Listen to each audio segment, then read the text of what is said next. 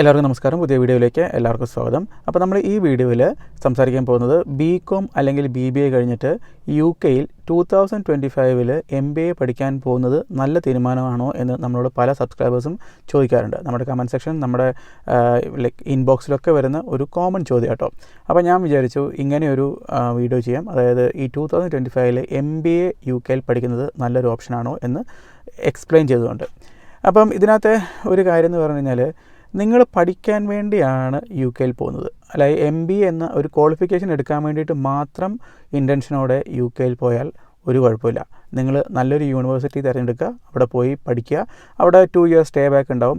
ഇപ്പം നിങ്ങൾക്ക് അറിയാതിരിക്കാം, ഫാമിലി മെമ്പേഴ്സിന് ഇപ്പം സ്റ്റേ ബാക്ക് ഒന്നും കിട്ടില്ല, ഡിപ്പെൻഡൻറ്റ് വിസ കിട്ടില്ല. സോ നിങ്ങൾക്ക് തന്നെ പോയി പഠിക്കാം. അവിടെ ഒരു 2 years ഒക്കെ സ്റ്റേ ബാക്കിൽ ജോലി ചെയ്യാനോ അല്ലെങ്കിൽ അവിടെ സ്പോൺസർഷിപ്പ് കണ്ടെത്താൻ ശ്രമിക്കാം. അപ്പോൾ ഇതിനകത്തൊരു പ്രശ്നം എന്ന് പറഞ്ഞു കഴിഞ്ഞാൽ, ഇപ്പം ഈ 2021-22 കാലഘട്ടത്തിൽ ഇഷ്ടം പോലെ സ്റ്റുഡൻസ് UK-യിൽ പഠിക്കാൻ പോയിട്ടുണ്ട്. അപ്പോൾ അവരൊക്കെ തന്നെ ഇപ്പോൾ പോസ്റ്റ് സ്റ്റഡി വർക്ക് പെർമിറ്റിൽ പലതരം ജോലികൾ ചെയ്തുകൊണ്ടിരിക്കുന്നു. പലർക്കും ഈ MBA അല്ലെങ്കിൽ മാനേജ്മെൻറ്റ് ഡിഗ്രി കഴിഞ്ഞ എൻ്റെ സർക്കിളിലുള്ള, അതായത് എനിക്കറിയുന്ന ഒരു സർക്കിളിലുള്ള ഒരു 5% ആളുകൾക്ക് മാത്രമേ റെലവൻ്റ് ആയിട്ടുള്ള ജോലികൾക്ക് അല്ലെങ്കിൽ അവർ പഠിച്ചതുമായിട്ട് ബന്ധപ്പെട്ട ജോലികൾക്ക് ഒരു സ്പോൺസർഷിപ്പ് ഗെയിൻ ചെയ്യാൻ സാധിച്ചിട്ടുള്ളൂ.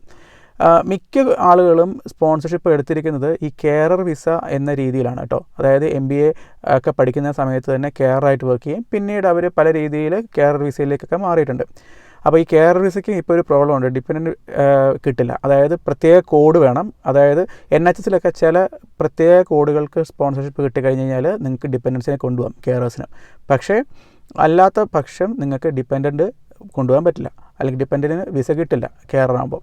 സോ ഒരു 5% ആളുകൾക്ക്, ഒരു 3-4% ആളുകൾക്കൊക്കെ ശരിക്കും പറഞ്ഞ ഒരു റിലേറ്റഡ് ആയിട്ടുള്ള ഒരു അറ്റ്ലീസ്റ്റ് ഒരു കുറച്ചൊരു റിലേഷനുള്ള ജോലികൾക്കും സ്പോൺസർഷിപ്പ് കിട്ടിയിട്ടുണ്ട്. സോ ബേസിക്കലി പറയുവാണെങ്കിൽ, പിന്നെ ഇപ്പോഴത്തെ ഒരു സിറ്റുവേഷൻ അനുസരിച്ചിട്ട് പലരും പറയുന്നത് UK-യിലെ സ്ഥിതി വേഴ്സ് ആയിക്കൊണ്ടിരിക്കുകയാണ്. അതായത് സ്റ്റുഡൻസിന് സ്പോൺസർഷിപ്പ് കിട്ടാനുള്ള ചാൻസസ് വളരെ കുറഞ്ഞുകൊണ്ടിരിക്കുകയാണ് എന്നൊരു രീതിയിലാണ്.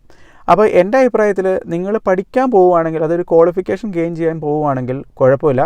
പക്ഷേ നിങ്ങൾ ഉറപ്പായിട്ടും UK-യിൽ അല്ലെങ്കിൽ ഒരുപാട് കടമെടുത്ത് പോയി UK-യിൽ സ്പോൺസർഷിപ്പ് കിട്ടിയില്ലെങ്കിൽ മുന്നോട്ട് നീങ്ങില്ല എന്ന രീതിയിൽ പോവുകയാണെങ്കിൽ അത് ചിലപ്പോൾ അബദ്ധമാകാൻ സാധ്യതയുണ്ട്.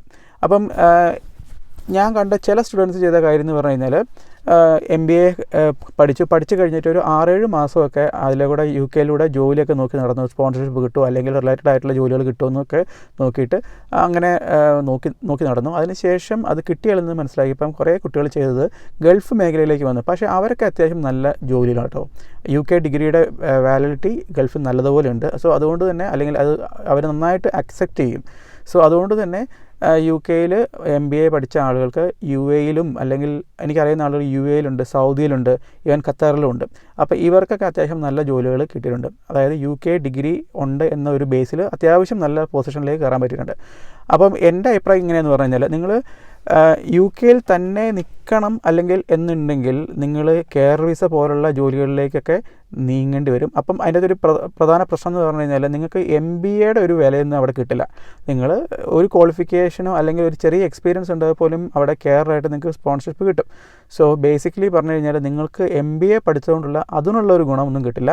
പക്ഷേ നിങ്ങൾക്കൊരു UK-യിലേക്ക് എൻട്രി എന്ന നിലയിൽ ചിലപ്പം MBA ഹെൽപ്പ് ചെയ്യും. പക്ഷേ ഈ സ്പോൺസർഷിപ്പ് കിട്ടുക എന്നുള്ളതും അത്ര എളുപ്പമുള്ളൊരു കാര്യമായിട്ടൊന്നും പറയുന്നില്ല. പക്ഷേ എങ്കിലും ഒന്ന് കഠിനമായിട്ട് ശ്രമിച്ചു കഴിഞ്ഞാൽ കിട്ടാൻ സാധ്യതയുണ്ട്. പല ആളുകളും പൈസ മേടിച്ച് വരെ ഇപ്പം കെയർ വിസയുടെ സ്പോൺസർഷിപ്പ് ചെയ്യുന്നുണ്ട്.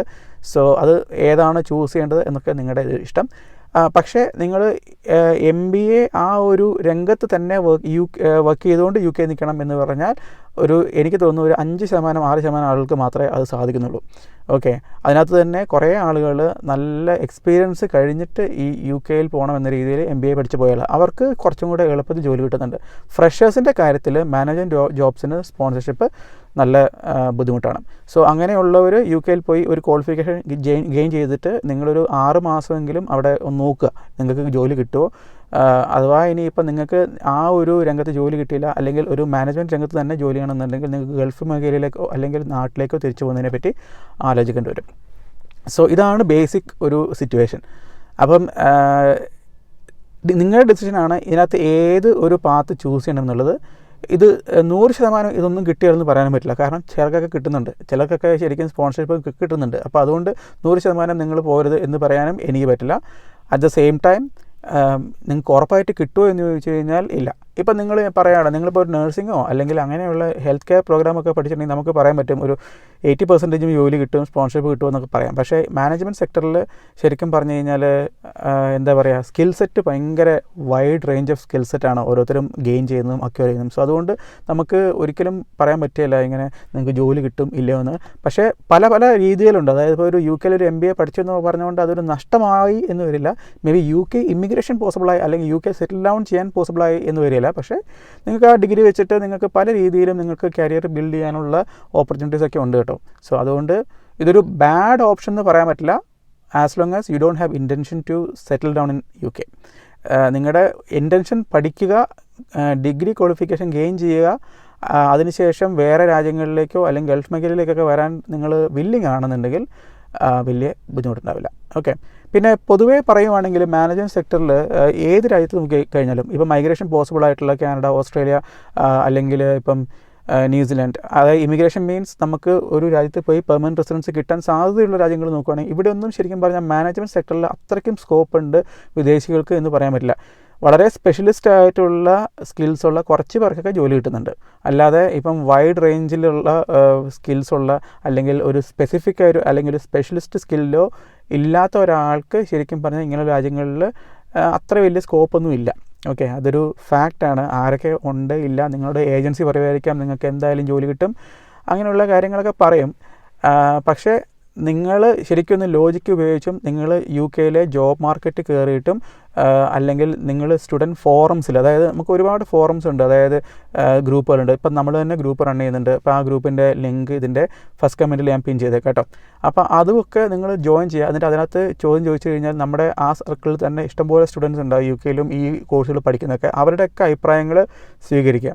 അപ്പോൾ ചിലപ്പം നിങ്ങൾ ഒരാളോട് ചോദിക്കുമ്പോൾ നിങ്ങളോട് പലരും ചിലപ്പം വേണ്ട എന്ന് പറയും. അപ്പോൾ നിങ്ങൾക്ക് ചിലപ്പോൾ അത് കൺവിൻസ്ഡ് ആവില്ല. കാരണം നിങ്ങൾ വിചാരിക്കും ഓക്കെ ഞാൻ UK വന്ന് രക്ഷപ്പെടുന്നത് ഇഷ്ടമില്ലാത്ത ഒരാൾ അത് എന്നെ നെഗറ്റീവ് അടിക്കുകയെന്ന് വിചാരിക്കും. പക്ഷേ നിങ്ങൾ മൾട്ടിപ്പിൾ ആളുകളുടെ അടുത്ത് നിന്ന് ഫീഡ്ബാക്ക് നേടുക. ഇപ്പോൾ എന്നോട് നിങ്ങൾ ചോദിക്കുന്ന പോലെ തന്നെ നിങ്ങൾ വേറെ ആളുകളോടും ചോദിക്കുക.